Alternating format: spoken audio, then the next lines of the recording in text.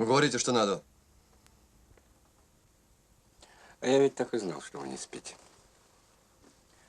Аркадий Иванович Свидригайлов. Позвольте отрекомендоваться. Свидригайлов? Какой вздор, быть не может. Вследствие двух причин к вам зашел. Во-первых, лично познакомиться пожелал, так как давно уж наслышан с весьма любопытной и выгодной для вас точки.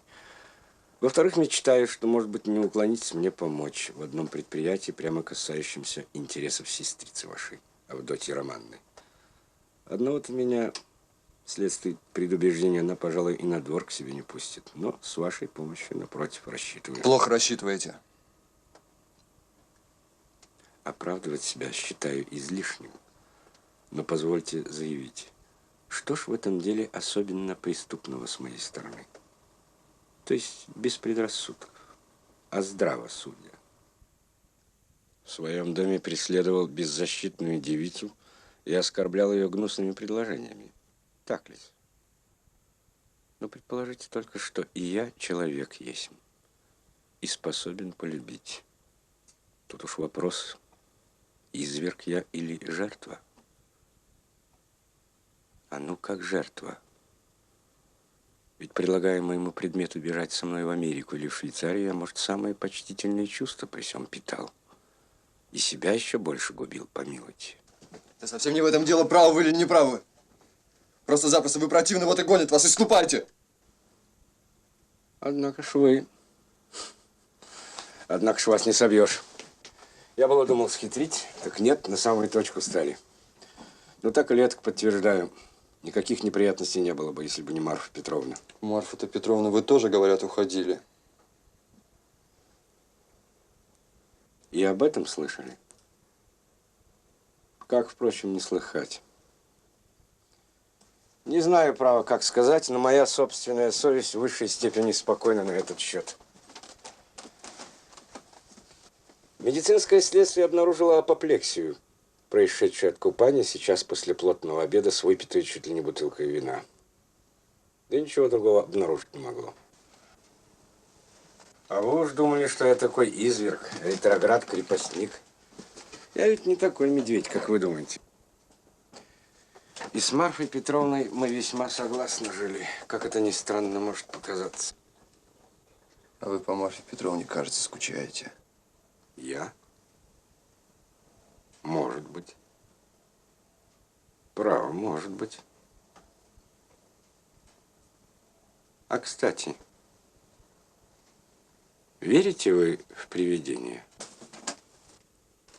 В какие привидения? В обыкновенные привидения. В какие? А вы верите? Да, пожалуй, нет, Пурвоплер. То есть, не то, что нет. Является, что ли? Марфа Петровна посещать изволит. Как это посещать изволит? Да уж 3 раза приходила. Наяву? Совершенно. Придет, поговорит и уйдет в дверь. Всегда в дверь, даже как будто слышно. Отчего я думал, что с вами непременно что-нибудь в этом роде случается? Вот. Вы это подумали? Но не сказал ли я, что между нами есть какая-то точка общая, а? Никогда вы этого не говорили. Не говорил? Нет. А мне казалось, что говорил. Давич как вошел и увидел, что вы с закрытыми глазами лежите, а сами только делаете вид. Тут же и сказал себе. Это тот самый и есть. Что это такое тот самый? Про что это вы? Про что? А право не знаю, про что. Впрочем, может быть, вы все лжете про привидения? Я редко лгу. Тогда сходите к доктору. А это я без вас понимаю, что нездоров. Я вас не про то спросил, верите ли вы, что привидение является. Я спросил, верите ли вы, что есть привидение. Нет, ни за что не поверю. Нет? Вы так думаете? А что, если рассудить?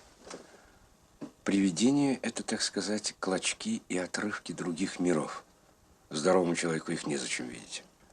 Здоровый человек должен жить одной здешней жизнью для полноты и для порядка. Ну, а чуть заболел.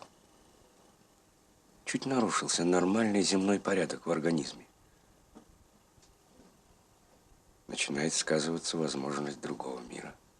И чем больше болен, тем соприкосновений с другим миром больше. Если в будущую жизнь верите, то и этому рассуждению можно поверить. Я не верю в будущую жизнь. Это вы сообразите. Тому полчаса назад мы друг друга не знали. Считаемся врагами. Нерешенное дело есть. Мы дело бросили, и Эвана в какую литературу заехали. Ну, неправду я сказал, что мы с вами одного поля ягоды. Сделайте одолжение. Объясните, почему вы удостоили меня чести вашего посещения. И я тороплюсь, мне некогда, я хочу со двора идти. Извольте, извольте. Сестрица ваша, Авдотья Романовна, за господина Лужина выходит, Петра Петровича? Нельзя ли как-нибудь обойти вопрос о моей сестре и не упоминать ее имени? Я уже об ней пришел говорить, как же не упоминать? Ну хорошо, говорите, но скорее. Я уверен, что вы об господине Лужине, моем по жене родственнике, уже составили мнение, если хоть полчаса с ним поговорили. Авдотья Романовне он не пара. Авдотья Романовна в этом деле жертвует собой весьма великодушно и нерасчетливо для своего семейства. Мне показалось, вследствие всего, что я о вас слышал, что вы были бы очень довольны, если бы этот брак расстроился без нарушения интересов. С вашей стороны это очень наивно. Простите, я хотел сказать нахально. То есть вы этим выражаете, что я хлопочу в свой карман? Ну, если бы я хлопотал в свою выгоду, то не стал бы так прямо высказываться. Ну, не дурак ведь я совсем. На этот счет... Извините, я вас прерву. Нельзя ли перейти прямо к цели? Я тороплюсь, мне надо идти со двора. С величайшим удовольствием. Прибыв сюда и решив предпринять некоторый вояж, я пожелал сделать необходимые распоряжения. Дети мои у тетки, они богаты, я им не надобен, да и какой я отец. Перед вояжем, однако, я хочу и с господином Лужиным покончить. Я желаю теперь повидаться с Авдотьей Романовной через ваше посредство и, пожалуй, в вашем присутствии. Объясните ей, что от этого господина не будет ни малейшей выгоды. И, извинясь, предложите ей 10 тысяч рублей. И таким образом облегчите разрыв. Вы действительно сумасшедший. Как смеете вы так говорить? А я ведь так и знал, что вы закричите.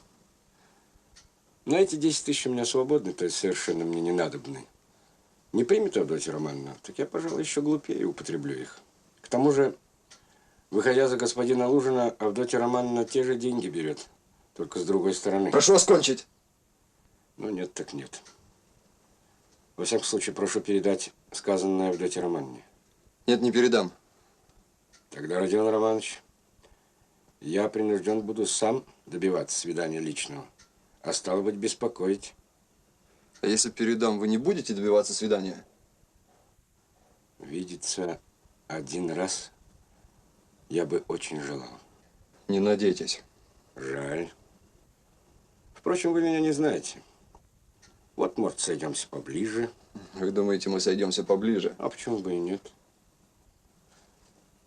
Мне все кажется, что у вас есть что-то к моему подходящее. А вы скоро в путешествие отправитесь? В какое путешествие? Вояж-то этот вы сами сказали. Вояж? Ах, да. Я вам в самом деле говорил про вояж. Ну, это вопрос обширный. Если бы знали вы, однако, о чем спрашиваете. Но с Авдотьей Романовной однажды повидаться очень желаю.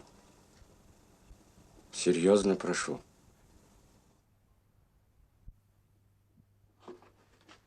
Ну-с, до свидания.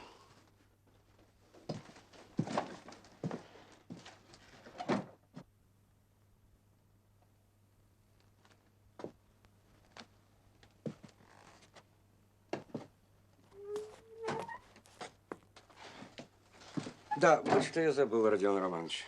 передайте вашей сестрице, что в завещании Марфы Петровны она упомянута в 3000. Марфа Петровна распорядилась за неделю до смерти. При мне дело было. Недели через 2-3 Авдотья Романовна может их получить. Ну-с, ваш слуга. Я ведь от вас очень недалеко стою.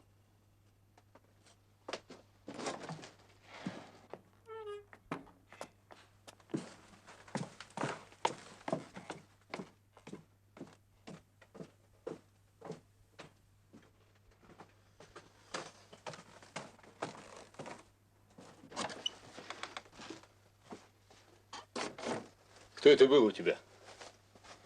Свидригайлов. Кто-кто? Да тот самый помещик, в доме которого сестра служила гувернанткой. Он очень странный и на что-то решился.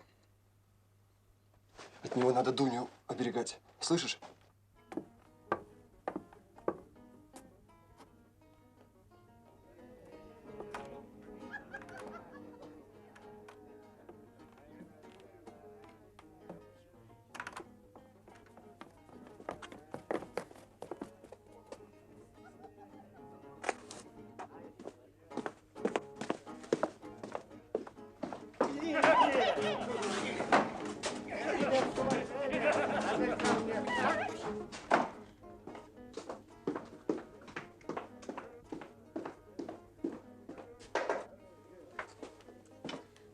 Петр Петрович, милости просим, Петр Петрович, к чаю.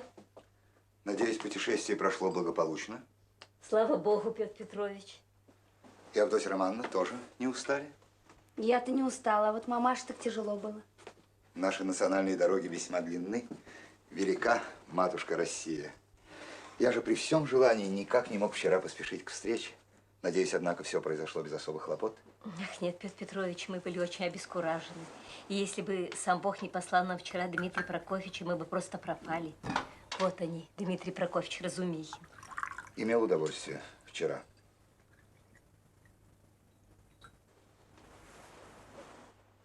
Марфа Петровна умерла, вы слышали?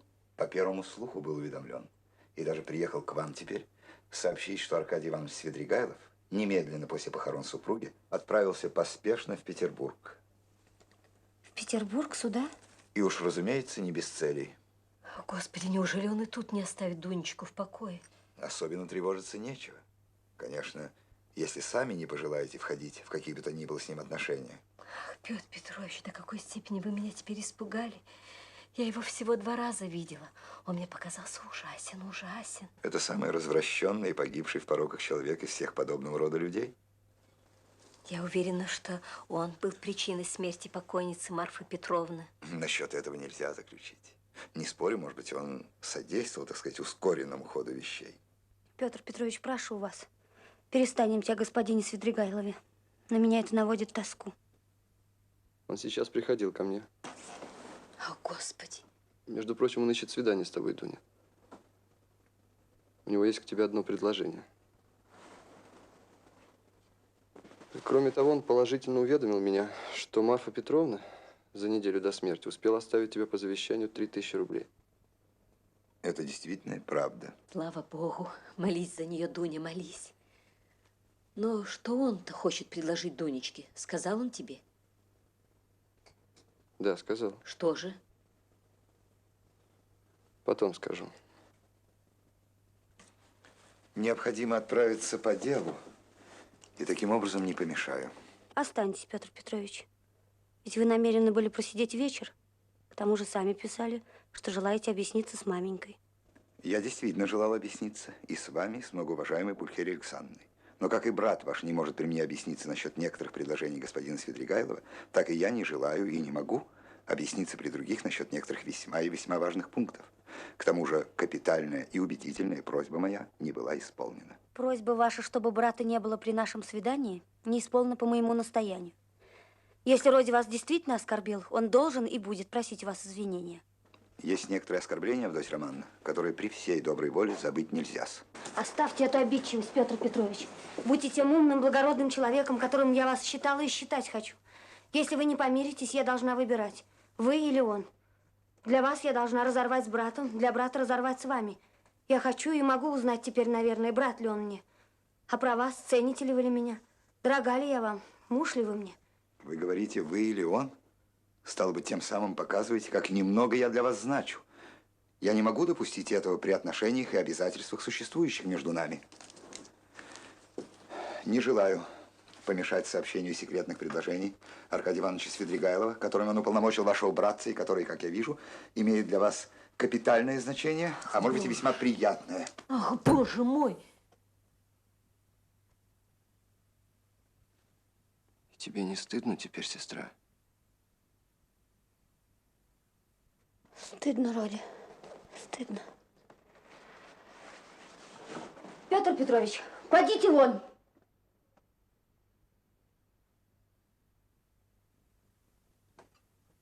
Авдотья Романовна, если я теперь выйду в эту дверь при таком напутствии, я уж не ворочусь. Никогда рассчитайте это. Да что за наглость? Я и не хочу, чтобы вы возвращались назад. Вот как-с. Вы связали меня данным словом, от которого теперь отрекаетесь? Но знаете ли, Авдотья Романовна, что я мог бы и протестовать? Чем вы можете протестовать? Опомнитесь, Петр Петрович, какое право вы имеете так говорить с ней? Оставьте нас совсем. Уйдус! Одно. Последнее слово. Пренебрегая для вас общественным мнением, я уж, конечно, мог бы надеяться потребовать благодарности. Вы, кажется, совершенно забыли, что я решился вас взять, так сказать, после городской молвы, разнесшейся по всему околотку насчет репутации вашей. Да он что, о двух головах, что ли?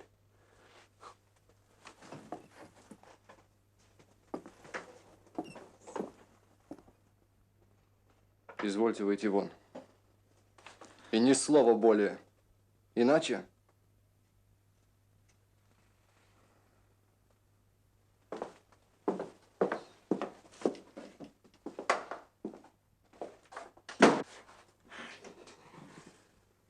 Я одна виновата. Я более всех виновата. Я польстилась на его деньги. Ну, клянусь тебе, брат, я не знала, что он мог быть таким недостойным человеком. Не вини меня, брат. Бог избавил, Бог избавил. Бог избавил. А что сказал тебе Свидригайлов? Да, что сказал? Он хочет подарить тебе 10 тысяч рублей.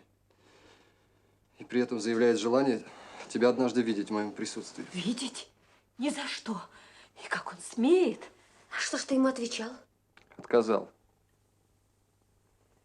Тогда он объявил, что будет сам доискиваться свидания. Уверял, что страсть его к тебе была блажью, и что теперь он ничего не чувствует. Не хочет, чтобы ты выходила залужена. Вообще же говорил сбивчиво. Он что-то ужасное задумал. Будем следить. Я его выслежу. Глаз не спущу. Мне Родя позволил. Он мне даже сам сказал, береги сестру.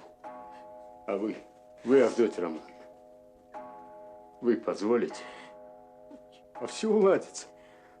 А главное, что вы здесь, все вместе, и один другому нужны. Да еще как нужны. Как, Родя, ты уже уходишь? Куда ты, Родя?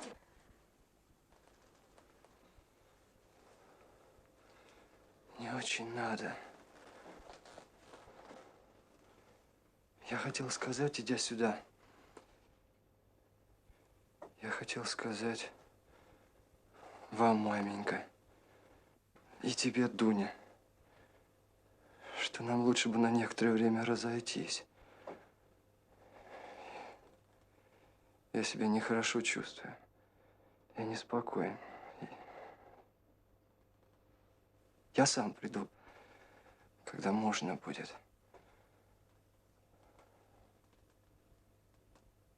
Я вас помню и люблю. Оставьте меня. Я так решил еще прежде. Когда надо, я сам приду. Или вас позову. Может, еще все воскреснет. Прощайте. Родя! Брат, что ты с матерью делаешь? Ну, ничего, я приду. Я буду ходить.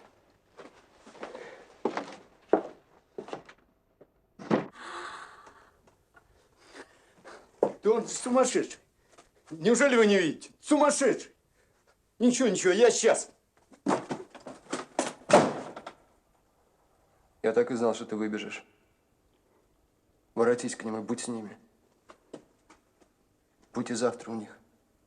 И всегда. Я, может, приду, если можно. Прощай. Да что с тобой? Да разве можно так? Да куда ты? Раз навсегда.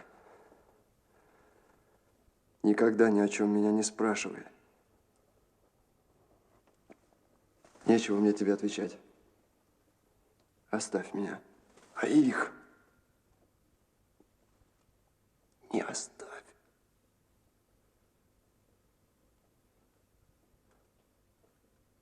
Понимаешь меня?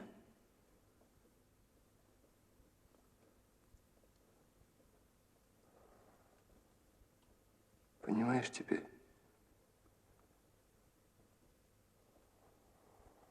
Воротись. Ступай к ним.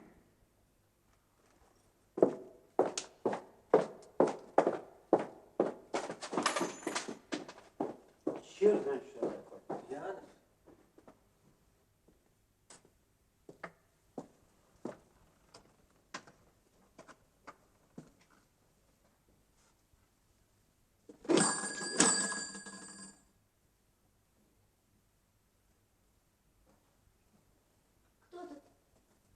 Это я к вам.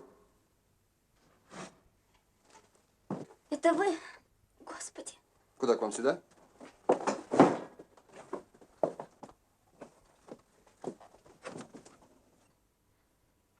Я поздно. 11 часов есть? Есть.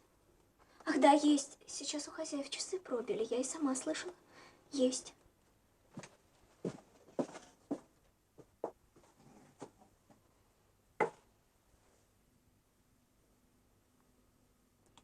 Я вас, может быть, не увижу больше. Вы едете? Не знаю, все завтра. Так вы не будете завтра у Катерины Ивановны? Не знаю. Все завтра утром. Не в этом дело. Я пришел одно слово сказать. Что же вы стоите? Сядьте.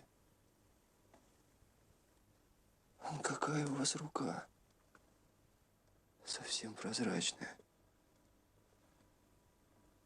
И пальцы, как у мертвой. Я всегда такая была. Когда и дома жили? Да. Ну да, конечно. Мне ваш отец все тогда рассказал. И про то, как вы первый раз на панель пошли. И как вернулись после. И как Катерина Ивановна всю ночь на коленях в вашей постели простояла. Катерина Ивановна ведь вас чуть не била в отца. Ох, нет, нет, что вы, это нет. Так вы ее любите? Ее, да как же. Если бы вы только знали. Ведь она совсем как ребенок. Ведь у нее ум совсем как помешан от горя. А какая она умная была, какая великодушная. Била. Да что вы это? Господи, била. А хоть бы и била, так что ж? Ну так что ж? Вы ничего не знаете. Она справедливости ищет. Она чистая. Она так верит, что во всем справедливость должна быть. И требует, как ребенок. А с вами что будет? Они ведь на вас остались. Ну и прежде все было на вас. И покойник к вам же на похмелье ходил просить. Ну а теперь вот что будет? Не знаю.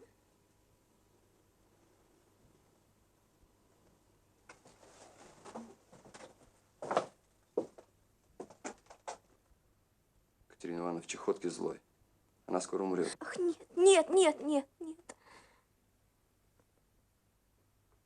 Она на вас все надеется.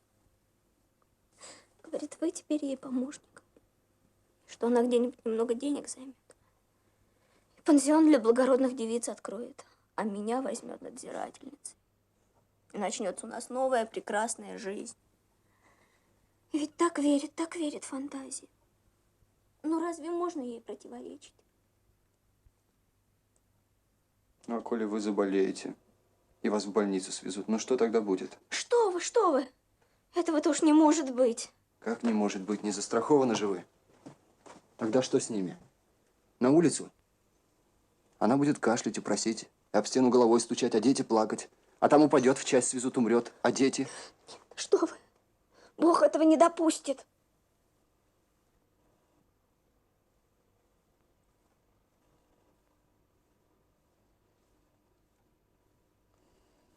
Ну, а копить нельзя. На черный день откладывать. Нет. Да, разумеется, чего и спрашивать. Не каждый день получаете.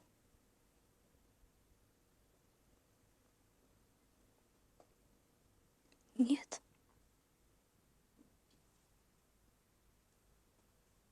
С Поленькой, наверное, то же самое будет. Нет, нет! Бог такого ужаса не допустит. Но других допускает же? Нет, ее Бог защитит. Бог! Да может и Бога-то совсем нет.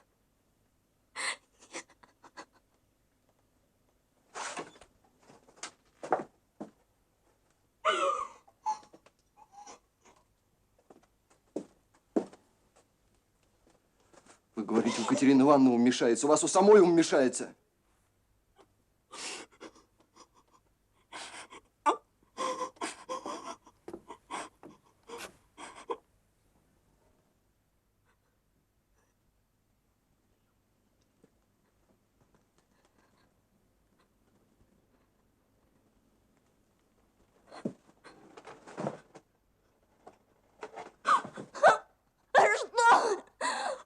Что вы это передо мной? Я не тебе поклонился. Я всему страданию человеческому поклонился. Что вы сказали? Да ведь я бесчестная. Я грешница. Великая грешница. Что вы сказали?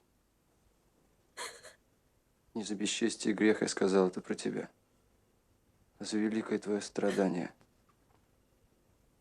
Что ты великая грешница, то это так. Живешь в этой грязи, которую так ненавидишь. Ведь знаешь сама, да стоит только глаза раскрыть, что никому ты этим не помогаешь, никого ни от чего не спасаешь.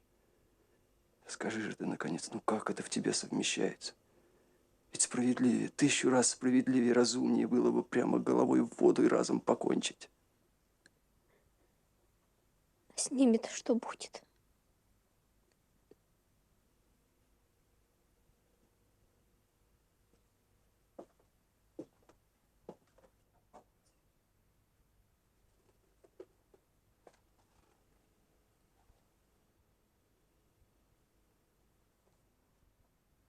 Так ты очень молишься Богу, Соня.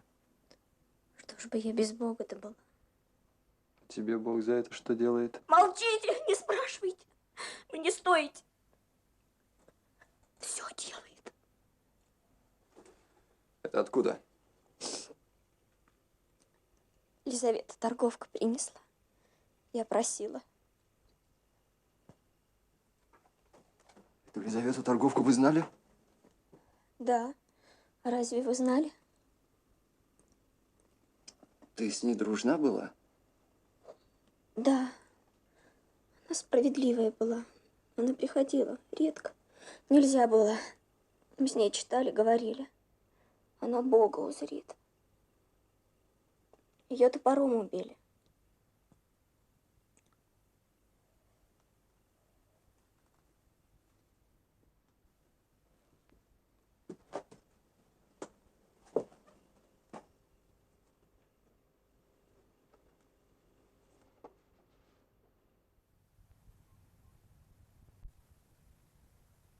Я о деле пришел говорить.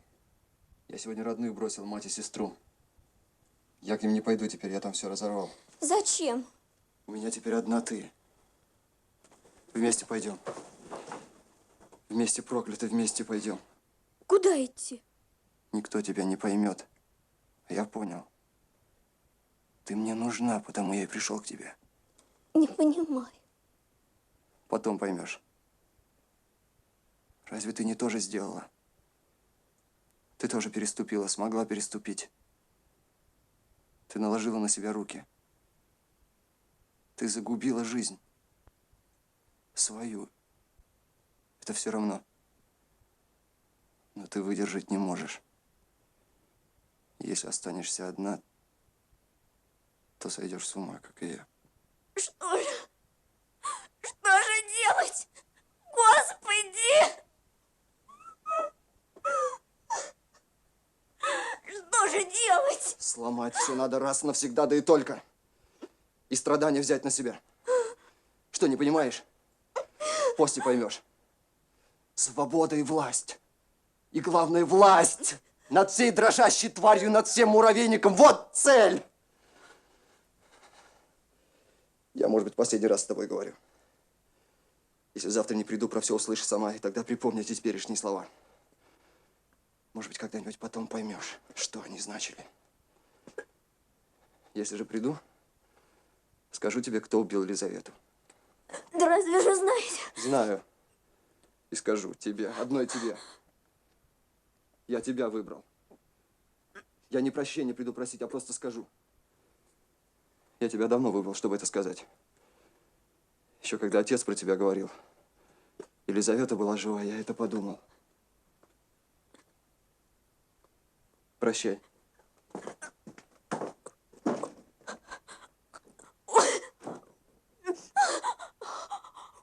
А, почтеннейший. Вот и вы в наших краях. Ну-ка, заходите-ка, батюшка. Садитесь-ка. Али, может, вы не любите, чтобы вас называли почтеннейший или батюшка? За фамильярность, пожалуйста, не сочтите. Вот сюда, на диванчик. Я вам принес бумажку об часах-то. Вот. Бумажку? Так ли написано? А, так. Так.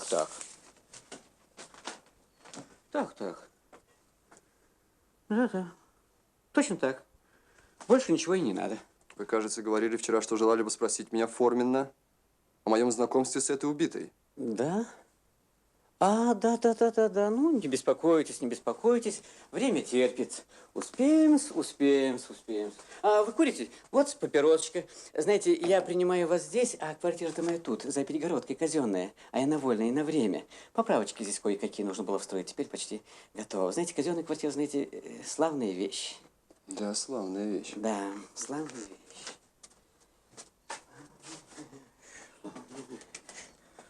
Да, славная вещь. А знаете, ведь существует, кажется, такой прием юридический. Сперва начать с пустячков, с постороннего, чтобы, так сказать, усыпить осторожность допрашиваемого. А потом вдруг огорошить его в теме самым роковым и опасным вопросом. Так. Ну что же вы думаете, это я вас казенной квартиры и того? А?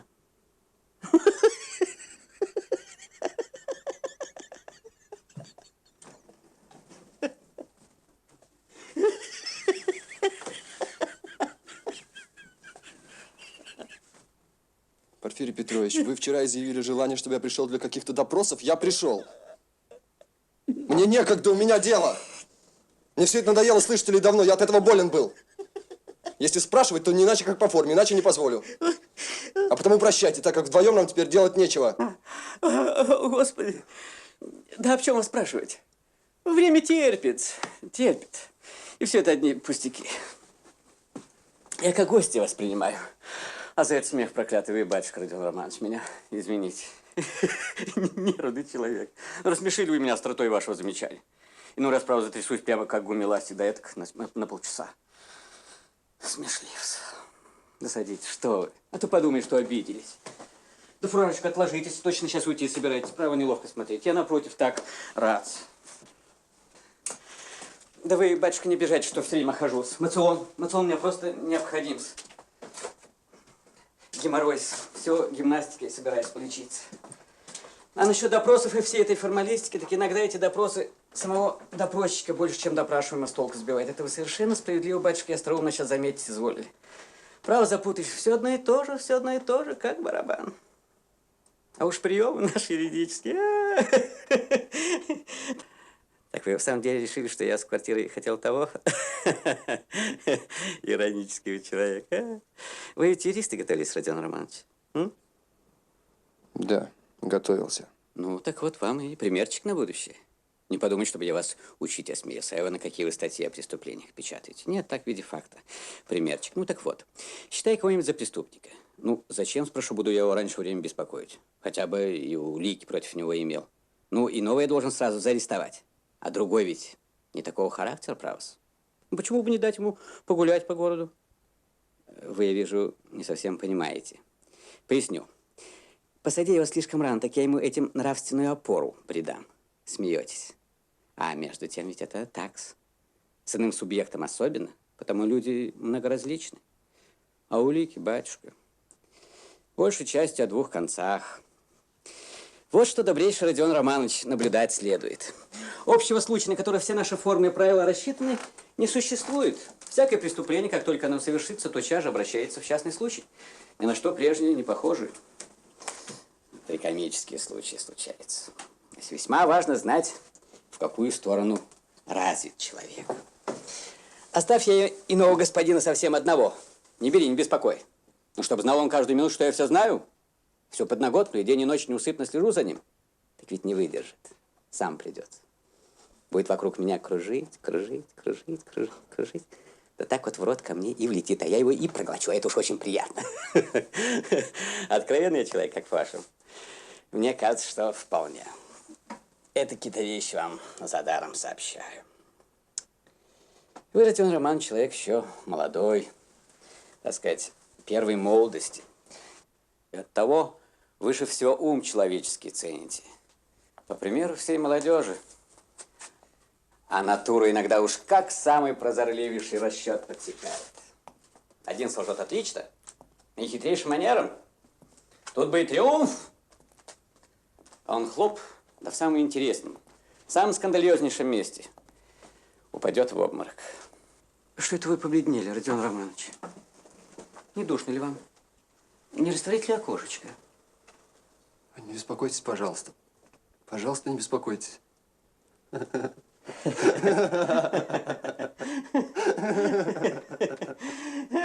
Порфирий Петрович, я наконец вижу ясно, что вы положительно подозреваете меня в убийстве этой старухи и ее сестры Елизаветы. Объявляю вам, что все это мне давно уже надоело. Если находите, что имеете право меня законно преследовать, то преследуйте, арестовать, арестуйте, но смеяться себе в глаза и мучить себя я не позволю, слышите вы, не позволю! Господи, да что это с вами, Родион Романович? Не позволю! Владимирский отец, да что с вами? Батюшка, потише, ведь услышат, придут. Ну что мы им скажем, подумайте. Не позволю. Воздуху припустить свеженького, воздуху. Доводите бы вам, голубчики, спеть, ведь это припадок. И спейте, батюшка, авось поможет. Батюшка, Родион Романович, миленький, и спейте немножечко, авось поможет. Это, голубчик, вы прежнюю болезнь себе воротите. Господи, да кажется, себя не беречь. Видите, Родион Романович, про все ваши подвиги знаю, обо всем известен. Да вы это к себя с ума сведете, закружитесь. Негодование-то у вас уж очень сильно кипит благородное от полученных обид. Сперва от судьбы, потом от квартальных, вот и мечетесь. Чтобы уж поскорее все разом покончить, потому что надоели вам все эти глупости, все подозрения эти. Ведь так? Угадал настроение-то, а? Да садитесь, пожалуйста. Лица на вас нет, да присядьте же, отдохните же, ну садитесь же. Это ведь можно и горячку нажить, когда уж такие поползновения нервы свои раздражать являются по ночам в колокольчик ходить, звонить. Да, про кровь расспрашивать. Болезнь, Родион Романович, болезнь. Посоветуйтесь бы с опытным медиком. А то что это у вас толстый-то? Бред это у вас? Это у вас все просто в бреду одном делается. Это было не в бреду. Это было наяву, слышите ли, наяву!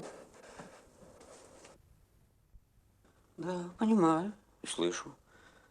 Да вот хоть бы это обстоятельство. Эх, да послушайте же, Родион Романович, благодетель вы мой. Но вот будь вы в самом деле преступны или как-нибудь там замешаны в это проклятое дело. Ну, стали бы вы сами напирать, что не в бреду все это делали, а напротив, в полной памяти. Это совершенно же напротив, по-моему. Непременно, дескать, в бреду. Ну, так ли? Ну, ведь так. Лжете во все. Вы отлично знаете, что самая лучшая увертка преступнику по возможности не скрывать, чего можно. Не верю я вам. Какие же вы, вертун. А с вами, батюшка, не сладишь. Мономания какая-то у вас засела.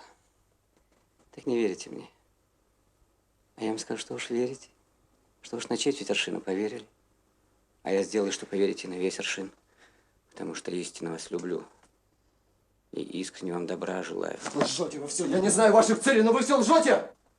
Я лгу. А когда я часам вам подсказывал все средства к защите? Болезнь, бред, разобижен, квартальная. Я лгу. Хотя, впрочем, все это отговорки, увертки, они крайне несостоятельны. Болезнь, бред, мерещилось.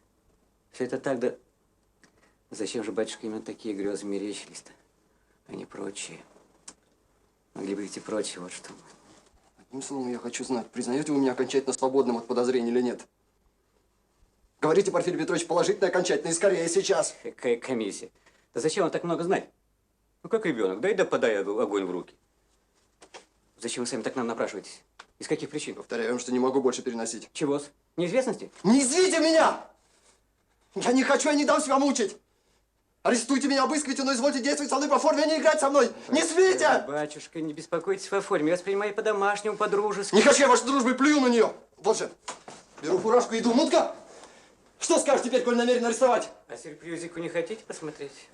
Какой сюрпризик? Что такое? Сюрпризик, вот тут у меня за дверью сидит, я замок припер. Что такое? Где? Что? Что?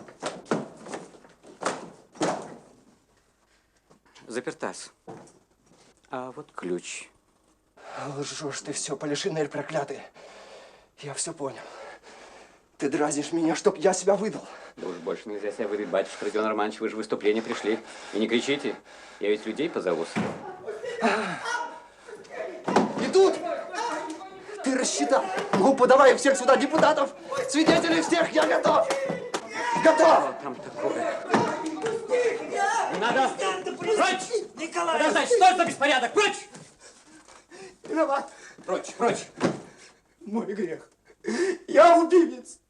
Как ты? Кого ты убил? Алену Ивановну и сестрицу их. Топором. Омрачение нашло. Ты меня что со своим омрачением вперед забегаешь? Омрачение. Ну-ка говори, ты убил? Я топором, а Витька не повинен.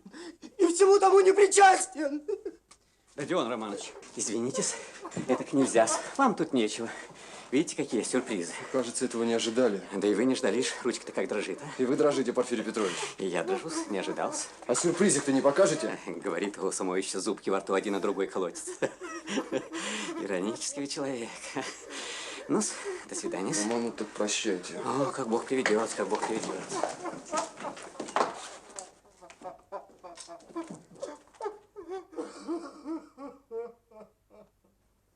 Пожалуйста, без стеснения. Мы мало знакомы, но это ничего. Любезнейшая Софья Семеновна, случилось мне вчера мимоходом перекинуть слово два с вашей несчастной мамашей. Так ведь, кажется, за место матери приходится вам, Катерина-то Ивановна? Так точно-с. За место матери. 2 слов достаточно было узнать, что она находится в состоянии, если можно так выразиться, противоестественном. Да, противоестественно. Или проще и понятнее сказать, в больном. Да, больна.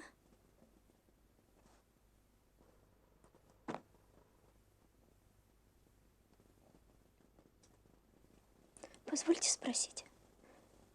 Она вчера говорила, что вы взялись ей пенсион выхлопотать. Бойкая барыня. Она уже и о пенсионе задумала. Да, о пенсионе. Потому она легковерная и добрая, а от доброты всему верит. И у нее ум такой. Извините. Позвольте, вы не дослушали? Да, не дослушалась. Насчет пенсиона, хоть и могла бы быть надежда, но весьма эфемерная. Ваш покойный родитель не только не выслужил срока, но даже и не служил совсем последнее время.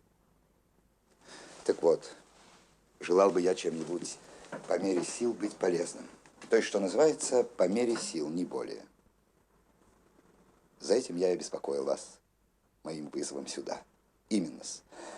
Мое мнение, что деньги нельзя давать в руки самой Катерине Ивановне. Доказательство же всему сегодняшние поминки. Не имея, так сказать, корки насущной пищи на завтрашний день, покупается сегодня ямайский ром и даже, кажется, Мадера и кофе. Это раз в жизни. А ей хотелось помянуть, честь оказать, память. Это она сегодня только так. Завтра же все опять на вас обрушится. Это нелепость. Благоволите принять для интересов родственницы вашей посильную сумму на первый случай от меня лично. Весьма и весьма желательно, чтобы имя мое при сём не было упомянуто. Вот. Спасибо. Бог вас. Спасибо.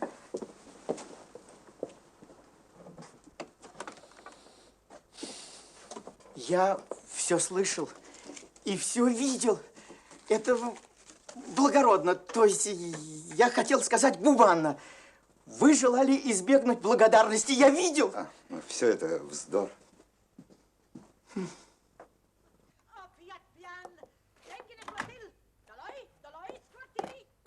Если вы, сударыня, позволите себе еще раз сопоставить на одну доску своего дрянного потеришку и моего папеньку, я лично сорву с вас этот чепчик и растопчу ногами. Вон! Я звал полицей! Петр Петрович, помни хлеб, соль моего папеньки, защитите хоть вы нас, внушите вы этой подлой твари, что не смеет она так обращаться с благородной дамой в несчастье, что на это есть суд. Позвольте. Я к самому генерал-губернатору, и она ответит. Позвольте, сударыня, я по своей надобности. В ваших распрях с Амалией Ивановной я участвовать не намерен. А папеньки вашего, как и известно вам, я совсем не имел чести знать. Софья Ивановна, кажется, так. Извините, что я, может быть, прерываю, но дело довольно важное. Я даже и рад при публике. Со стола моего, тотчас же вслед за посещением вашим, исчез государственный кредитный билет 100-рублевого достоинства.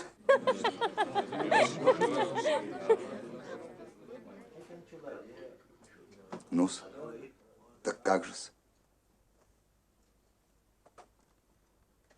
Я не знаю. Я ничего не знаю. Как истинный друг ваш, прошу вас, ибо лучше друга нет у вас в эту минуту. Опомнитесь. Иначе буду неумолим. Я ничего не брала. Вот 10 рублей вы мне дали. Возьмите их. Амалия Ивановна, покорнейше прошу вас, пошлите за дворником. Гott der Barmherzige. Я так и знал, что она воровал. Прошу вас, почтеннейшая Амалия Ивановна, запомнить ваши слова, произнесенные, впрочем, при свидетелях. Как? Вы ее по краже обвиняете? Это Соня-то? Подлецы, подлецы. Как ты смела брать от него эти 10 рублей. Вот! Удержите эту сумасшедшую. Как сумасшедшую? Это я-то сумасшедшая. Дурак. Крючок судейский. Уймитесь, сударыня. И ты тоже, колбасница, вороваль. Уймитесь. Обыщите ее. Обыщите, ну, ищи. Но если не найдешь, голубчик, ты мне ответишь. Я к государю, я к самому царю побегу, в ноги брошусь. Думаешь, не пустят? Прешь. Дойду. Я слишком вижу, что вы бойкая. Ищи.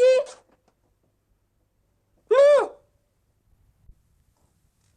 Я готов, но, во всяком случае, затруднительно по причине пола.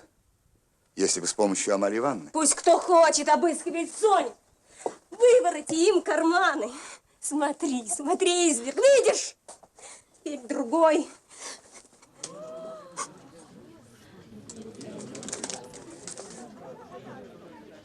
Воровка. Вон с квартиры. Их надо в Сибирь погнал. Вон! Это не я. Я не знаю. Я не брала. Сонь, Соня, я не верю.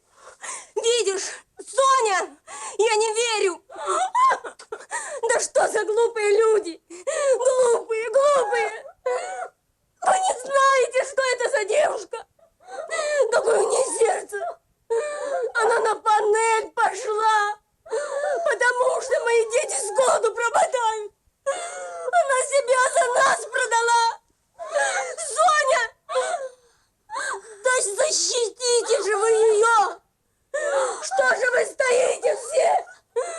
Защитите! Сударыня, да вас этот факт не касается. Никто не решится обвинить вас в умысле или соглашении. Вам же, мадемуазель, теперешний стыд пусть послужит уроком на будущее. А дальнейшее я так и быть прекращаю. Довольно? Как это низко. Какая низость. И вы осмелились меня в свидетели поставить? Что это значит, Андрей Семенович? То значит, что вы клеветник. Вот что значит мои слова. В уме ли вы? Я-то в уме-с, а вы так мошенник. Ах, как это низко. Вообразите, он сам, он своими руками отдал этот 100-рублевый билет Софье Семеновне. Я видел, я свидетель, я присягу приму. Он! Да вы рехнулись или нет? Да и как вы могли, стоя у окна, разглядеть бумажку? Вам померещилось на подслепые глаза? Я видел, как вы ей тихонько подсунули. Только я-то, дурак, подумал, что вы из благодеяния подсунули. Андрей Семенович, защитите вы ее. Один вы за нас. Вас Бог послал. Она сирота. Вас Бог послал, Андрей Семенович. Голубчик, батюшка. Дичь вы себя мелите, сударь, стало быть, я нарочно ей подложил. Для чего? С какой целью лжете, сударь? Лжете и клевещете на меня. Что общего у меня с этой? Врешь. Зови полицию, я присягу приму. Одного не могу понять, для чего он рискнул на такой низкий поступок. О, жалкий, подлый человек! Снять штаны и выпороть. Проверено в розге. Я могу объяснить, для чего он рискнул. С самого начала я стал подозревать тут мерзкий подвох. Вследствие некоторых обстоятельств, которые мне одному известны. Прошу всех прослушать. Этот господин недавно сватался к одной девице, а именно к моей сестре. Третьего дня я его выгнал от себя. И он тотчас написал моей матери о характере Софьи Семеновны, то есть с целью поссорить меня с матерью и сестрой. Но вчера я восстановил истину и прибавил, что он, Петр Петрович Лужин, со всеми своими достоинствами не стоит одного мизинца Софьи Семеновны. Произошел окончательный разрыв, и его выгнали из дому. Одним словом, если бы он доказал, что Софья Семеновна воровка, он вполне мог бы поссорить меня с родными. Позвольте пройти. Позвольте, господа. Извольте съезжать, чтобы духу вашего не было больше в моей комнате. Да ведь я и сам сказал вам, Андрей Семенович, что съезжаю. Теперь же добавлю только, что вы дуракс. Желаю вам вылечить ваш ум и ваши подслепые глаза. Я буду преследовать. Скотина! Вон с квартиры! Марш! Марш! Сейчас вон! Амаль Ивановна, успокойтесь, Амаль Ивановна! Амаль Ивановна! Как? Какие... Мало того, что нас безбожно оклеветали, эта тварь! Тварь! Сейчас! Успокойтесь, Амаль Ивановна! Как? День похорон мужа! Гонят на улицу с детьми! Господи! Кого же тебе защищать, коль не насир? Господи!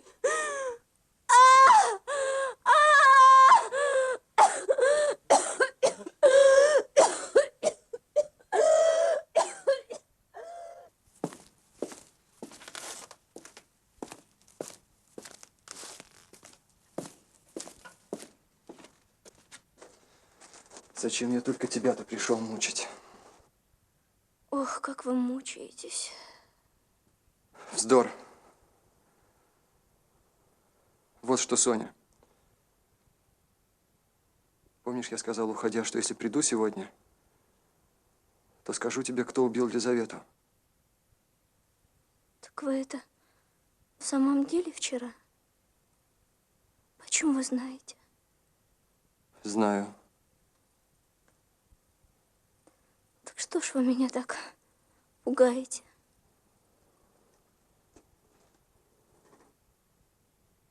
Погляди-ка хорошенько.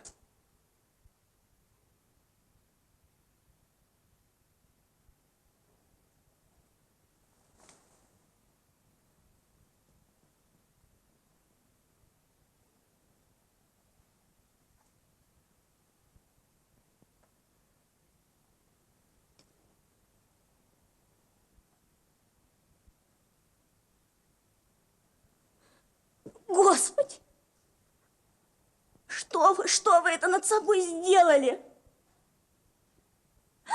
Нет, нет, теперь никого несчастней на целом свете. Нет. Так не оставишь меня, Соня. Нет, нет, никогда, нигде. За тобой пойду, всюду пойду. На край света пойду. В каторгу за тобой вместе пойду.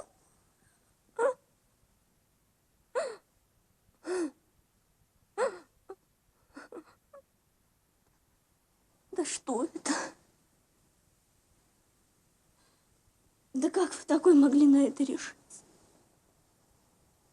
Ну, да что пограбить. Перестань, Соня. Ты был голоден. Чтобы матери помочь, да? Нет, нет, не был я так голоден. Я действительно хотел помочь матери. Но это не совсем верно. Не мучь меня, не мучь. Знаешь, если бы только я зарезал из того, что я голоден был, то я бы теперь счастлив был. Ну что тебе в том, если бы я сейчас сознался, что дурно сделал? Зачем тебе это глупое торжество надо мною? Ах, Соня, Соня, ничего ведь ты не поймешь, а только и страдаешься вся из-за меня. Ты разве ты тоже не мучаешься? У меня сердце злое. Ты это заметь. Этим очень многое можно объяснить. Я потому и пришел, что зол. Есть такие, которые не пришли бы. А я трус и подлец. Не то это все. Ах, люди мы разные. Да это хорошо, хорошо, что ты пришел. Это лучше, чтобы я все знала. Вот что. Я хотел Наполеоном сделаться. Оттого и убил. Понятно теперь? Нет. Ты говори, говори, я про себя все пойму. Поймешь? Ну, посмотрим. Я один раз задал себе такой вопрос. А что, если бы, например, на моем месте случился Наполеон? И не было бы у него, чтобы начать карьеру ни Тулона, ни Египта, ни перехода через Монблан, а была бы вместо всех этих красивых и монументальных вещей просто-запросто какая-нибудь смешная старушонка-регистраторша, которую вдобавок еще убить надо, чтобы из сундука у ней деньги стащить для карьеры, ты понимаешь? Решился бы он на это. Не покоробился бы от того, что это уж слишком не монументально и грешно. На этом вопросе промучился я ужасно долго. Так что стыдно стало мне, когда я наконец понял, что он не то что не покоробился бы, но ему даже в голову не пришло бы, что это не монументально. Задушил бы и пикнуть не дал, без всякой задумчивости. Вот и я вышел из задумчивости, взял и задушил. По примеру авторитета. Ой, не то, не то. Да разве можно так? Мне надо было тогда узнать, и поскорее узнать, вошь ли я, как все, или человек. Смогу переступить или не смогу, осмелюсь ли? Тварь ли я дрожащая, или право имею? Убивать. Убивать-то право имеете. Ах, Соня. Черт меня потащил тогда. Слушай, я ведь когда к старухе-то ходил, я ведь только попробовать сходил, так и знай. И убили. Убили. Да ведь как убил-то? Разве так убивают? Я тебе когда-нибудь расскажу, как я шел. Разве я старушонку убил? Я себя, а не старушонку убил. Тут таки разом и ухлопал себя навеки. Довольно, Соня, довольно, оставь ты меня. Экое страдание. Экое страдание.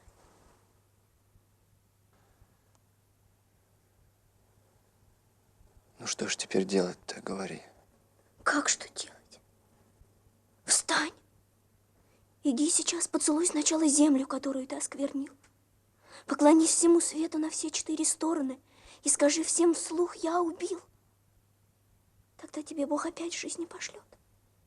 Донести, что ли, на себя надо? Страдания принять и искупить себя ими. Вот что надо. Нет, не пойду я к ним, Соня.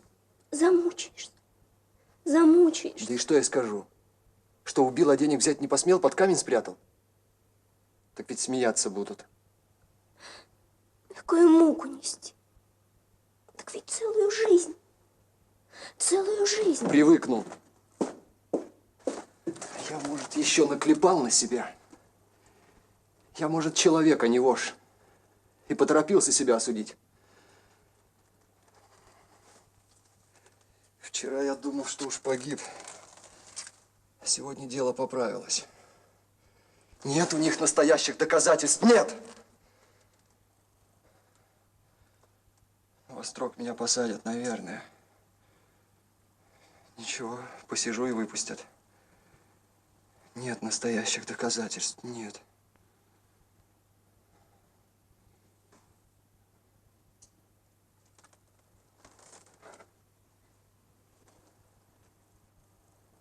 Будешь ко мне во строк приходить?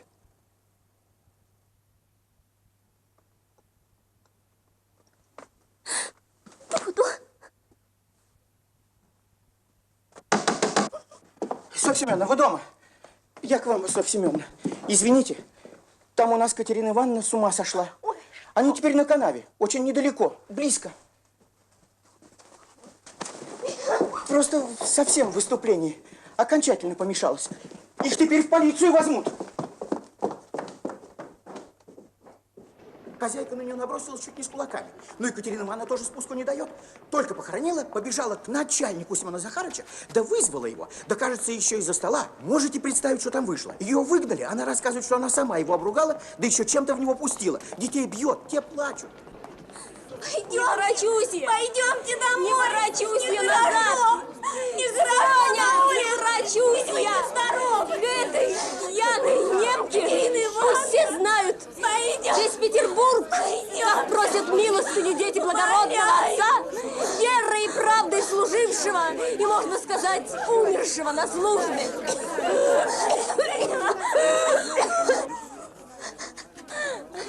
Ах, это вы, Родион Романович! Растолкуйте вы, пожалуйста, этой дурочке, что ничего умнее нельзя придумать, что даже шарманщики добывают, а нас тотчас отличат, узнают. Коля, ко мне, Леня, вы сейчас будете танцевать. Мальбрус, Санваттенгер, Мирантон, Мирантон. Вот, возьмите. Благодарю вас, милостивый государь. Поленька, возьми деньги. Причина, побудившая нас. Вам нехорошо. Пойдемте, Катерина Ивановна. Прекратите. Чего тебе надобно, дурак? Защитите нас, суд. Пойдемте, я вас доведу. Прекратите. Что же, Леня, начинайте. Прекратите. Извольте безобразничать. Коля! Леня, куда же вы? Соня, вороти! Вороти! Неблагодарные дети! Коля, лови их!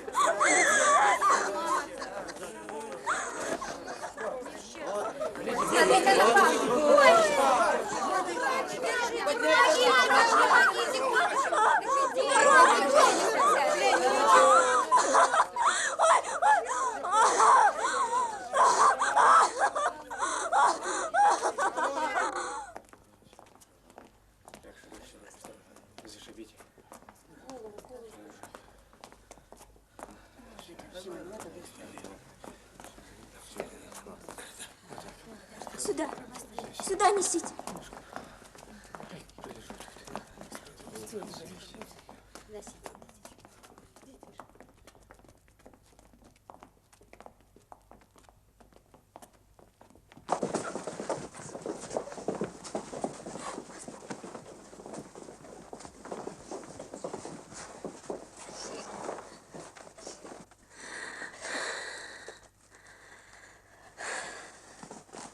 Ты их привела, Поля.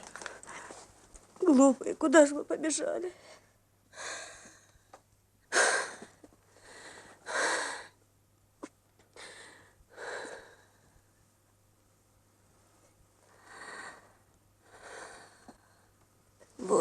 живешь, Соня? Ни разу я у тебя не была. Не привелось.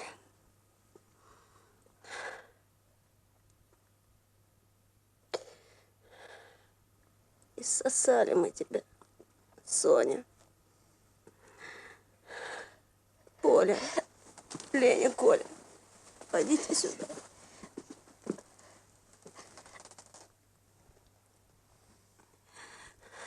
Ну вот они, Соня, все. Бери их с рук на руки. С меня довольно. Окончен бал. Да опустите же меня. Дайте мне спокойно умереть.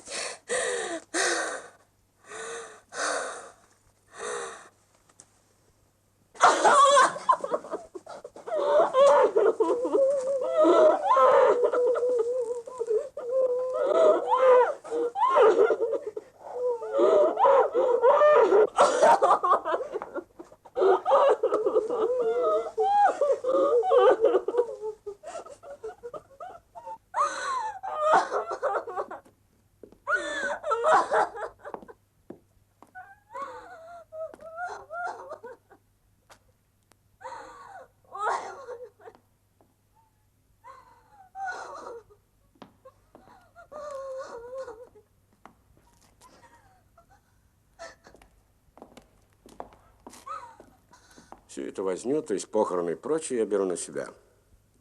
Этих двух птенцов и эту Поленьку помещу в какие-нибудь сиротские заведения получше. Положу на каждого до их совершеннолетия 1500 рублей капитала, чтобы уж Софья Семеновна полностью была покойна.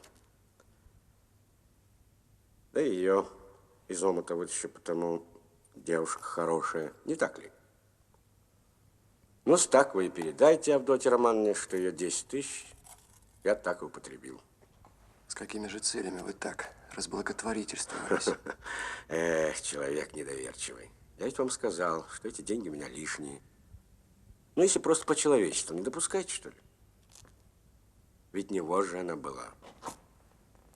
Как какая-нибудь старушонка-процентщица. И не помоги я, с Поленькой, наверное, то же самое будет. Почему вы знаете? А я тут через стенку у мадам Реслих стою. Здесь Капернаумов, а там мадам Реслих. Сосед. Вы? Я.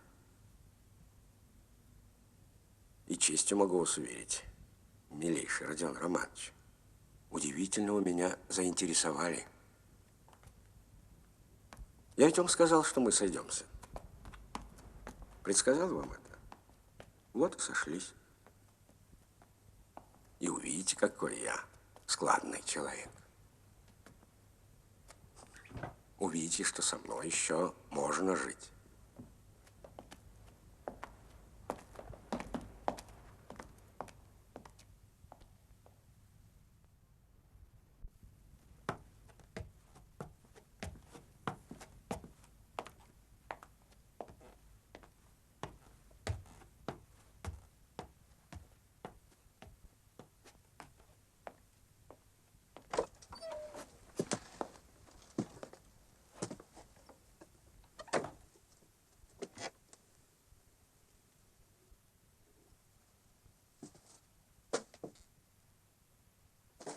Не ждали гости, Родион Романович. Уж извините за самовольное детское вторжение. Давно завернуть собирался. Прохожу, думаю, почему не зайти минут на 5 проведать, а вы в отсутствии. Ну, думаю, одну папиросочку выкурю и пойду.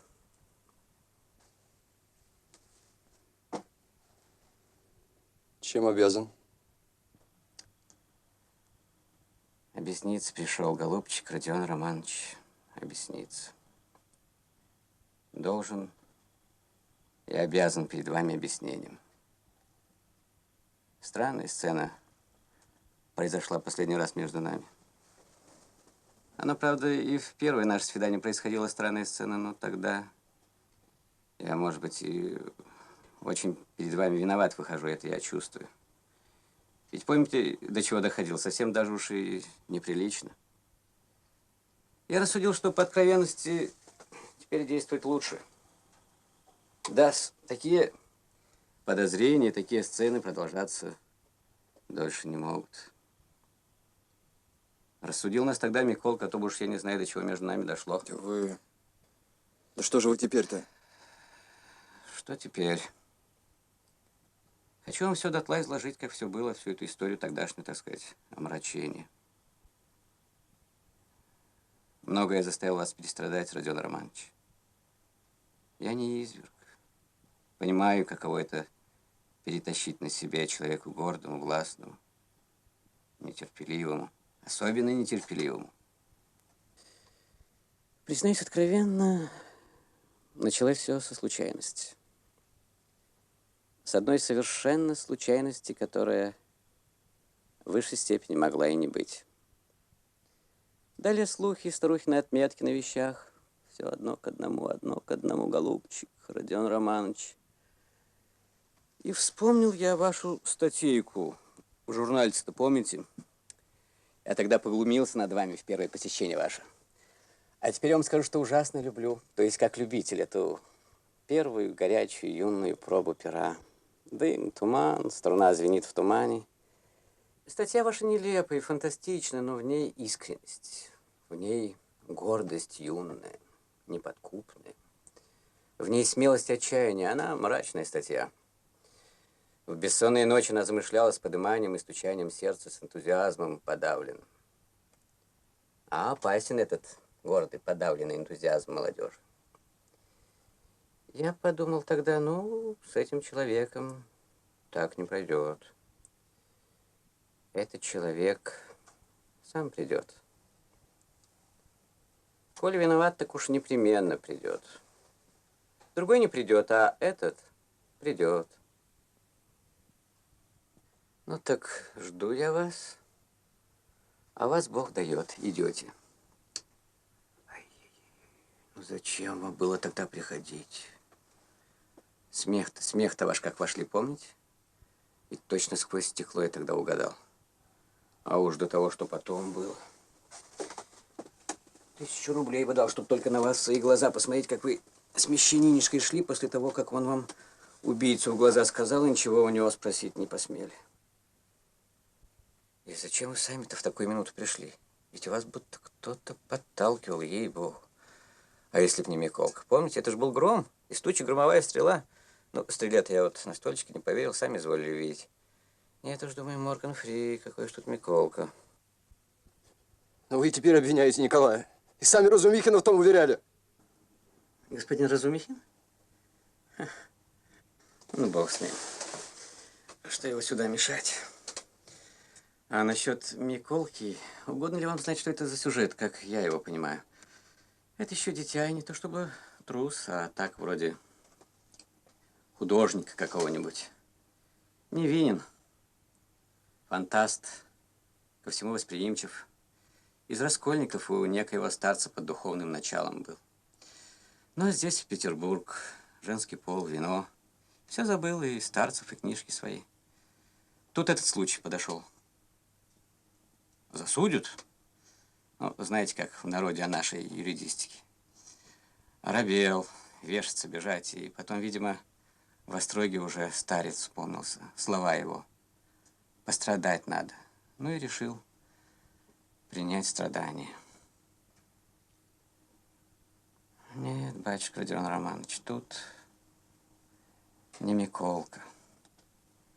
Тут дело фантастическое, мрачное, современное. С книжной мечты, с теоретически раздраженное сердце. Дверь за собой забыл притворить, а убил. 2 убил. По теории. А то вот еще. Убил, да за честного человека себя почитает. Бледным ангелом ходит. Какой уж тут Миколка, батюшка Родион Романович. Тут не Миколка.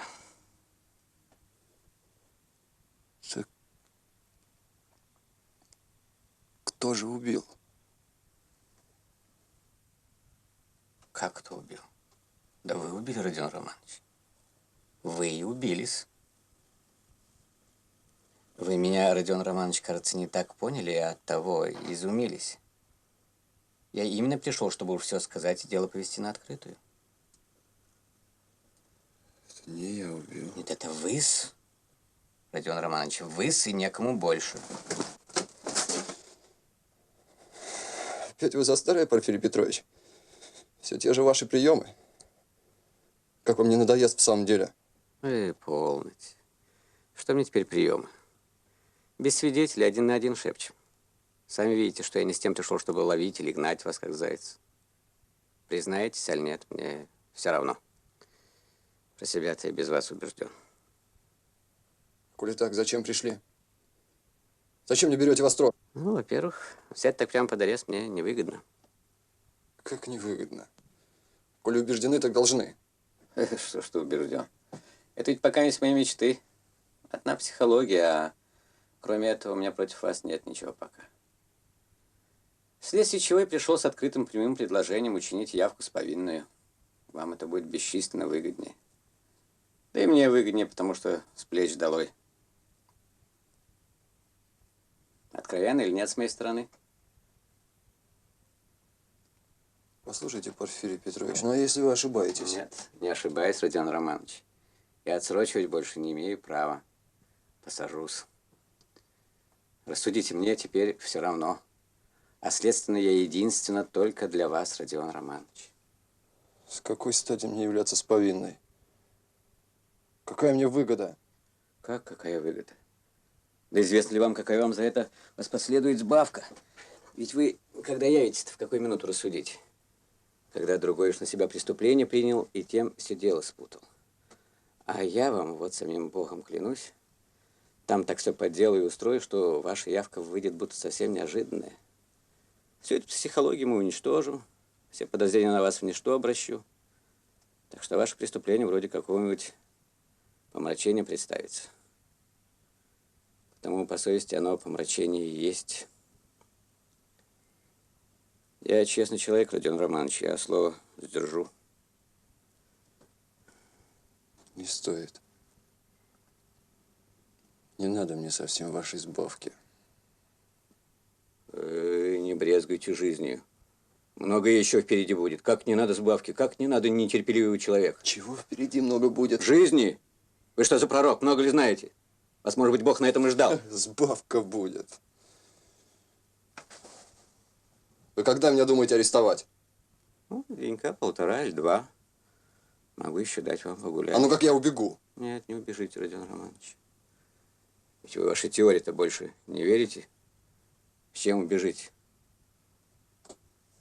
Да и что вам в бегах? В бегах гадко и трудно. Нет, не убежите, Родион Романович. Вам без нас нельзя обойтись. Убежите, так воротитесь. Нет, не убежите, Родион Романович. Прогуляться? А вечерок будет хорош. Только вот грозы вот не было. А, впрочем, и лучше, как бы освежило.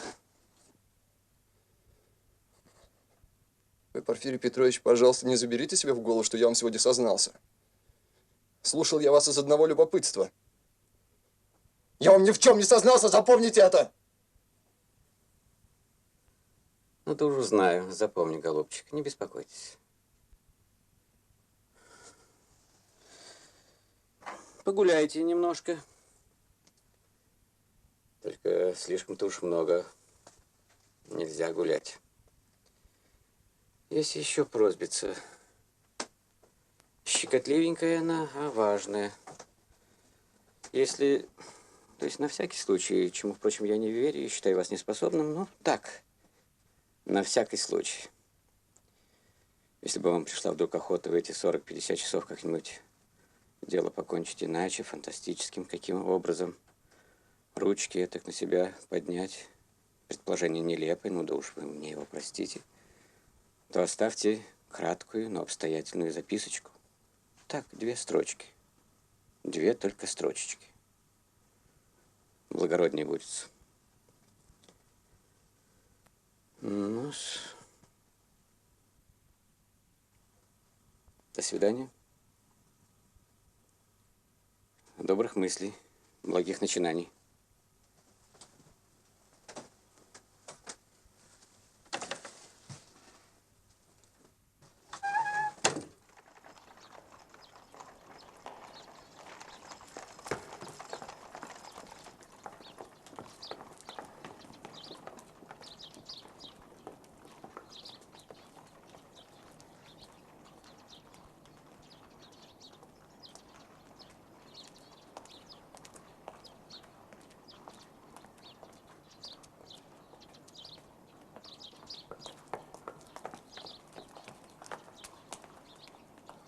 Пройдемте скорее. Я не хочу, чтобы Родион Романович знал о нашем свидании.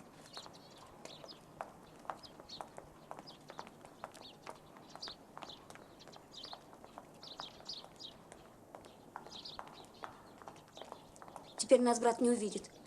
Не скрою, меня заинтересовало ваше письмо. Но дальше я с вами не пойду. Скажите мне все здесь. Во-первых, этого никак нельзя сказать на улице. Во-вторых, вы должны выслушать Софью Семеновну. В-третьих, я хочу вам показать кое-какие любопытные документы.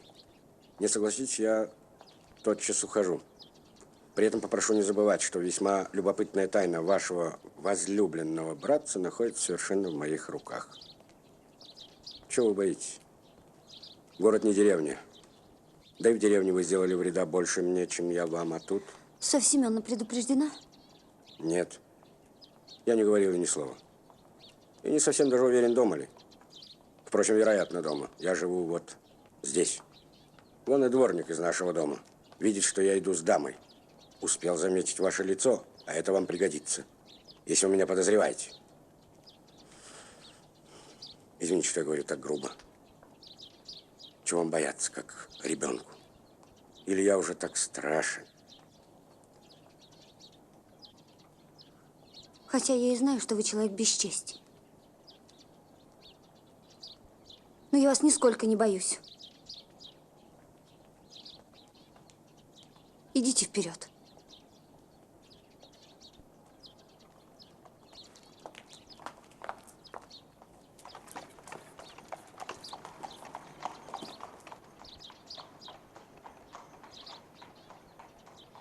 Вот ваше письмо. Разве возможно то, что вы пишете? Вы намекаете на преступление, якобы совершенное моим братом. Вы совершенно ясно намекаете, теперь не смеете отказываться. Вы обещали доказать, говорите же. Но знайте заранее, я вам не верю. Зачем же вы пришли? Из любопытства? Не мучите меня. Говорите. Вы храбрая девушка. Впрочем, у вас все божественно. Что же касается вашего брата, так что я вам скажу? Вы сейчас его видели сами. Каков? Ну, не на одном же этом вы основываете. Нет, не на этом, а на его собственных словах. Он убийца. Он убил старуху-чиновницу, процентщицу, которой сам закладывал вещи. Убил и сестру ее, Елизавету, торговку, нечаянно вошедшую во время убийства сестры. Он сам все это передавал Софье Семеновне, которая одна и знает секрет. Будьте покойны, она его не выдаст. Этого быть не может. Быть не может. Нет никакой причины, ни малейшей. Никакого повода. Это все ложь. Ложь, ложь. Он ограбил, вот и вся причина. Правда, не воспользовался ни деньгами, ни вещами. Но это потому, что не посмел воспользоваться. Да разве вероятно, чтобы он мог украсть, ограбить? Ведь вы же его видели, знаете. Он не может быть вором. Разумеется, я бы сам не поверил, если бы мне передали со стороны. Но своим собственным ушам я поверил. Ну какие же причины? Дело длинное, Авдотья Романовна. Тут как бы теория, что единичное злодейство позволительно, если главная цель хороша. Прибавьте раздражение от голода, от тесной квартиры, от рубища, от положения сестры и матери. Пуще же всего тщеславие. Гордость и тщеславие. А угрызение совести? Вы, стало быть, отрицаете в нем нравственное чувство? Разве он таков? Ах, Авдотья Романовна, теперь все помутилось. То есть, впрочем, оно, собственно, никогда в порядке особенного не было. Так ведь русские люди Широкие люди, Авдотья Романовна, широкие, как их земля, и чрезвычайно склонны к фантастическому и беспорядочному.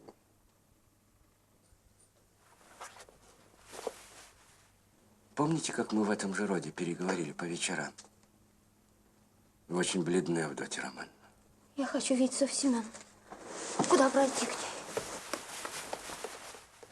Куда пройти к ней? Может быть, она и пришла. Я хочу видеть ее сейчас. Пусть она. Софья Семеновна не воротится до ночи, я так полагаю. Так ты лжешь. Я знаю, ты все лгал. Я тебе не верю. Не верю. Авдотья Романовна, успокойтесь. Хотите, я отправлю его за границу. Я в 3 дня достану билет. Куда вы? К нему. Где он? Отчего эта дверь заперта? Когда вы успели запереть ее на ключ? Ну, куда вы такая пойдете? Вы его только выдадите. Знаете, что уж за ним следят. Уж напали на след. Подождите, его еще можно спасти. Разве его еще можно спасти? Все от вас зависит. От вас одной. Одно ваше слово, и он спасен. Я его спасу. Зачем вам Разумихин? Я вас так же люблю. Я вас бесконечно люблю. Дайте мне край вашего платья поцеловать.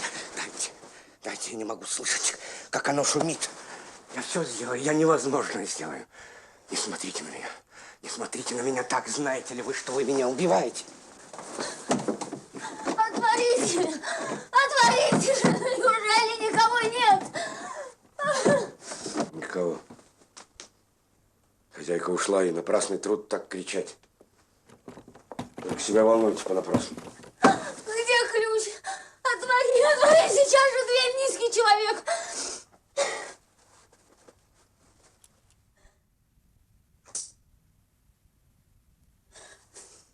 Ах, вот как. Ну что ж, это совершенно меняет ход дела, Авдотья Романовна. Ба, и револьвер-то мой, деревенский. А я-то его искал. Не твой, а Марфа Петровна, которую ты убил, злодей. А вы твердо уверены, что я убил? Ты мне сам намекал. Говорил о яде. Я знаю, ты за ним ездил. У тебя уже все было готово. Это ты. Непременно ты. Подлец. А если бы даже и так, так из-за тебя же. Все-таки ты же была бы причиной. Лжешь. Я тебя ненавидела. Всегда, всегда. Авдотья Романовна, видно, забыли. Как в жару пропаганды уже склонились и млели. Я по глазкам видел. Помните, вечером-то при луне-то соловей-то еще свистал. Не смей. Не смей приближаться ко мне. Я выстрелю. Так стреляй.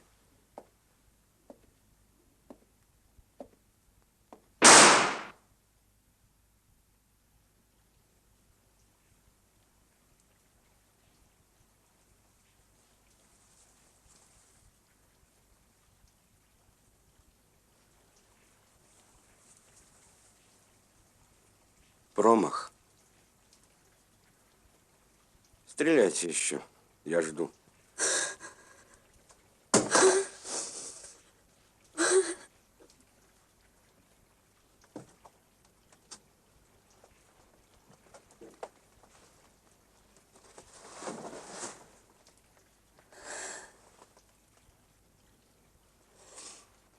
Отпусти меня.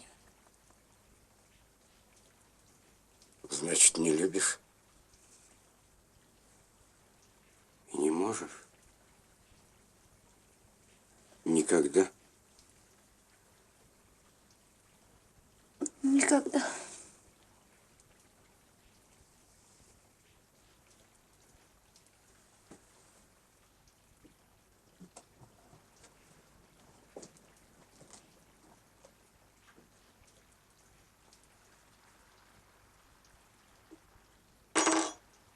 Вот ключ.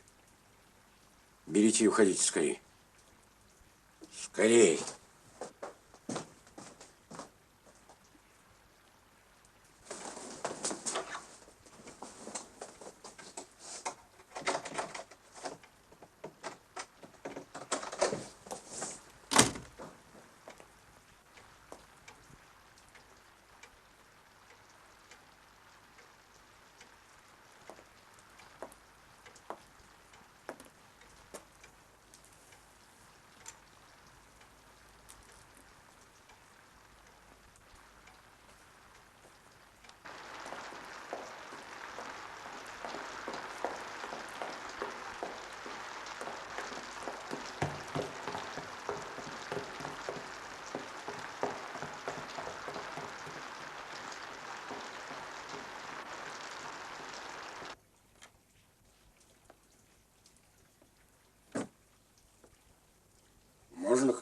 Софья Семеновна.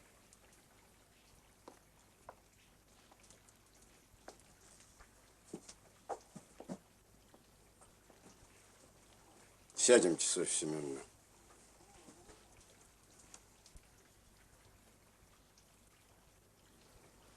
Я, Софья Семеновна, может, в Америку уеду.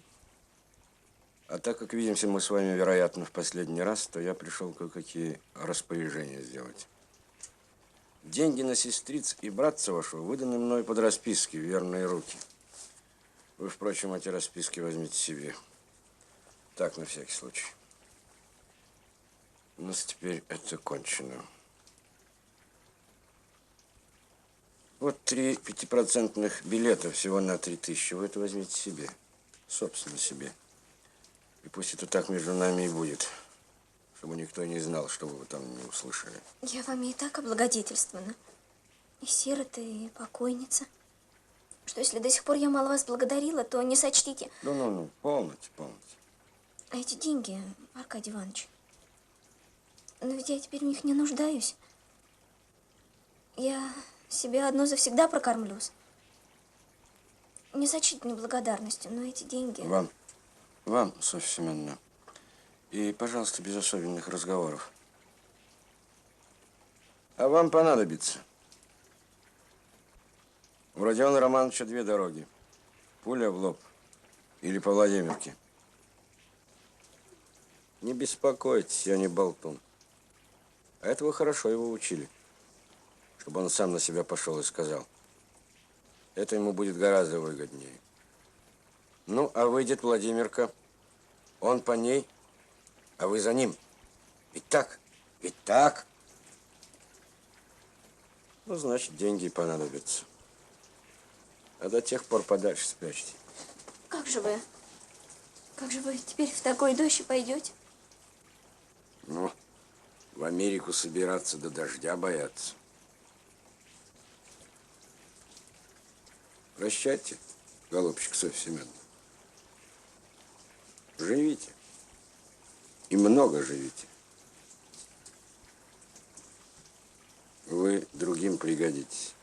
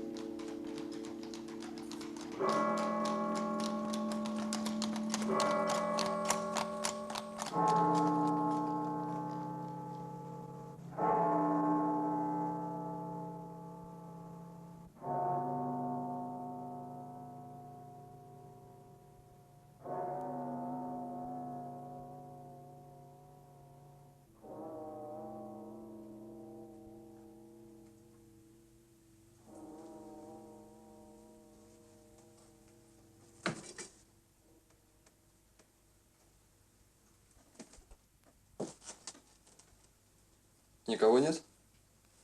А вам кого? Слыхом не слыхать, видом не видать, а русский дух, как это там в сказке? Мое почтение. К нам? По какому? Если по делу, то рано пожаловали. Я сам по случаю. А впрочем, чем могу? Я признаюсь вам, как, извините... Раскольников. Ну что, Раскольников, неужели вы могли предположить, что я забыл? Родионыч, так кажется? Родион Романович. Ах, да, Родион Романович, прошу вас. Признаюсь вам, я искренне горевал, что у нас тогда с вами. Но мне потом объяснили. Молодой литератор, даже ученый, так сказать, первые шаги. А я и моя жена, мы оба уважаем литературу. А жена тогда же до страсти. литературу и художественность.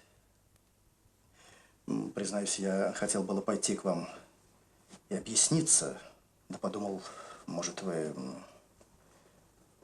Однако же не спрошу, вам и в самом деле что-нибудь надо? К вам, говорят, родные приехали? Да. Мать и сестра. И имел даже честь и счастье встретить вашу сестру. Образованная и прелестная особа. А что я вас тогда по поводу вашего обморока некоторым взглядом окинул, то оно потом самым блистательным образом разъяснилось. Изуверство и фанатизм. Понимаю ваше негодование. Я могу быть официальным лицом и при должности, но гражданина и человека я всегда ощутить в себе обязан и дать отчет. Ну, но, положим, жажда к образованию неумеренная. Ведь просветился и довольно. Нельзя же злоупотреблять. То, сколько самоубийств распространилось, представить не можете. Нил Павлович! Нил Павлович! Да? Как его джентльмен, о котором сообщали давеча, застрелился на Петербургской? Свидригайлов. Свидригайлов? Свидригайлов застрелился? Как, вы знаете Свидригайлова? Да. Знаю. Он недавно приехал. Ну да, недавно приехал. Жены лишился. Человек поведения забубенного. И вдруг застрелился, да так скандально, представить нельзя. Деньги, говорят, имел. А вы как же изволили знать? Я знаком. Моя сестра у них в доме жила гувернанткой. Ну вот, вы опять как будто побледнели. Ведь у нас здесь такой спертый дух. Да, мне пора. Извините, обеспокоил. По мелочи доставили удовольствие. До свидания.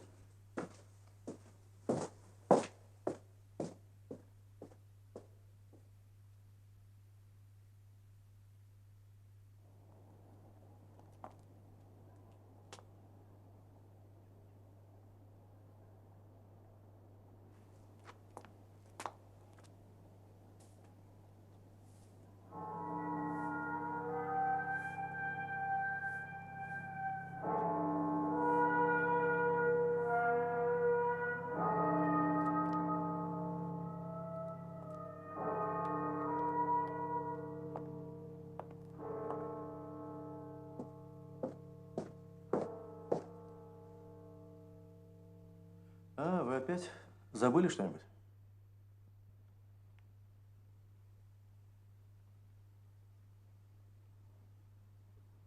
Это я.